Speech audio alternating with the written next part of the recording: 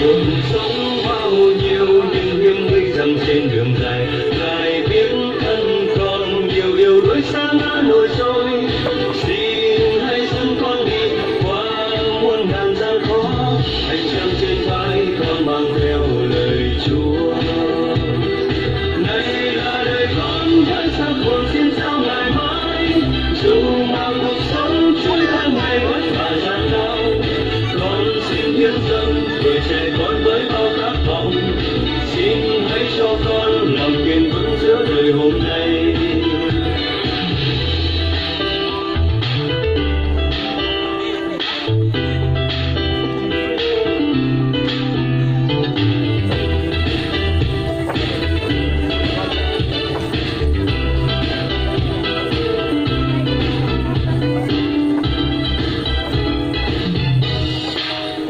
Từng bước con qua in dấu chân yêu thương tuyệt vời, ngài vác trên vai đường theo Chúa có đáng ngại chi.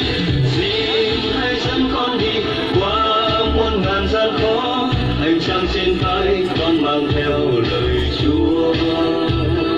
Này là đời con với rất buồn xin chào ngài mãi, dù mà cuộc sống trôi theo ngày vất vả gian lao.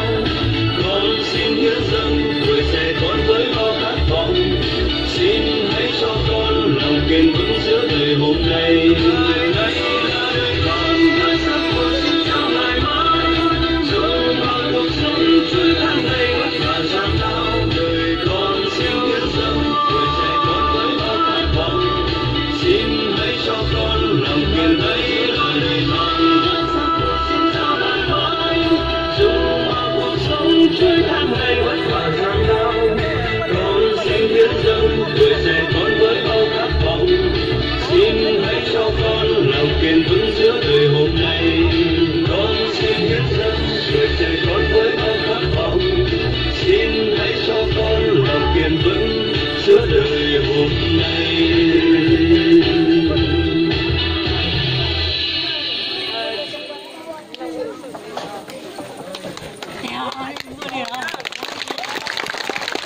끝났어요.